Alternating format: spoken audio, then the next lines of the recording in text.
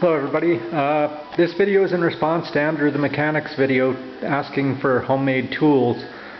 About a couple of weeks ago I needed to build a shed, so I got a bunch of lumber from Home Depot, as you can see, and unfortunately I think all I have left to do is the roof, so I'm going to have about half of this lumber left.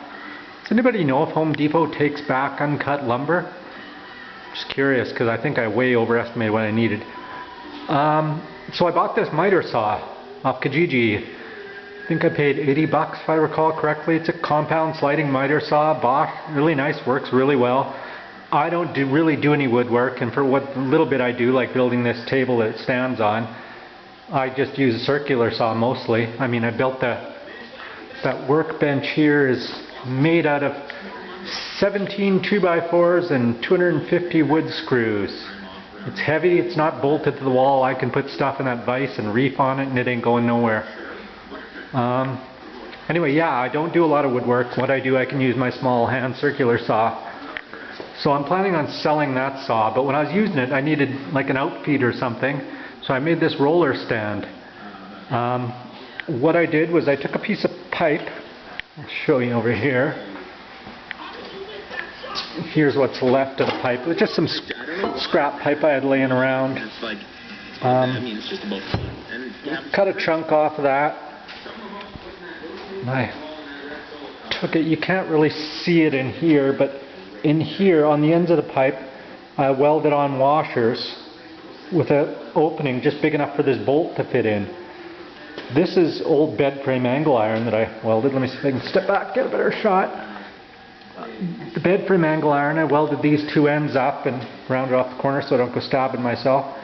And then just tack welded the bolts in to hold in the holes so this roller can rotate smoothly, and then I can just put the wood on and blah blah blah. And it's adjustable height. By loosening this screw off, it slides up and down the pole. So I want to be able to use it for, say, you know, even once I get rid of the miter saw, I can use it on the bandsaw or the portable hacksaw, powered hacksaw. And even the chop saw over there. It'll be handy. That's the reason it's offset too. I could have put it centering on the pole, but then that'd be right in the center in the way. Oops, sorry. Right in the way. So it's offset, and it's still, I can push on it and it's not tippy at all. I mean, if you keep the wood somewhat over here or whatever you're cutting over there, it'll almost support my weight. Works really good. I was going to make a base for it myself, but I had this foldable tripod thingy from a set of lights, the halogen work lights that everybody either has them or has seen them right over there. It used to be screwed onto the bottom of that, and I just unscrewed it and mounted the pipe onto it here. And so if I need to, it folds up and this will lift off, loosen the bolt, lift this off, and it stores fairly small. Works really good. Turned out a lot better than I thought. So it's cheaper than buying roller stands because they're not that cheap, but I am cheap and it works good. The only other homemade tool I've made recently, it's not really a tool. I used to have a bunch of these. You can see down there. It's a, what was it, 7018 1/8" welding rod that I bent in. Got this little jig here that I got from Lee Valley Tools for bending wires and forming things. Works really well. It was only like 10 bucks or something. You can order them online. Works different wire thickness. Works really good. Coat hangers. You can make a million things out of coat hangers with this. Anyway, so I made this S-hook thing, and I've had these for years, but I went to do one the other day. I've got to do the wheel bearings in my wife's Accord, so I'm going to have to take the brakes off. And then they have the stupid captive rotors, but that's another story.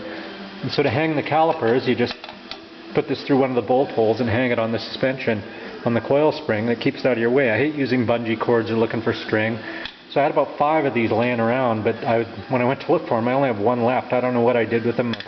People borrowed them, or they're out there hanging on somebody's car driving down the street right now. I don't know. Anyway, I painted it with enamel and then baked it in this oven for about 3 hours probably at 300 degrees. I did that last time, and the enamel paint didn't chip off at all. It scraped some, it got scratches, I don't care. But it's the red just makes them stand out rather than the wire. They're easier to find. If I had some fluorescent paint or something, I would have done them that color, but it just makes them easier to see, because these, if they're just left with the raw steel and you throw them in a drawer somewhere or hang them up, they just tend to disappear. You don't see them at all. So I painted them red. Really handy, works really good. The 7018 welding rod is very firm, so once you bend it, it stays bent. It's not flimsy like a coat hanger or everything. It's really good. 7018 1/8 welding rod. That's about it. I also have about probably 500 or so screws left. I bought a box of 700. Yeah, that was smart. Anyway, that's about it. So thanks for watching my video. And yeah, if anybody knows if Home Depot takes back leftover lumber that's been uncut, that would be swell to know. Thanks. Bye.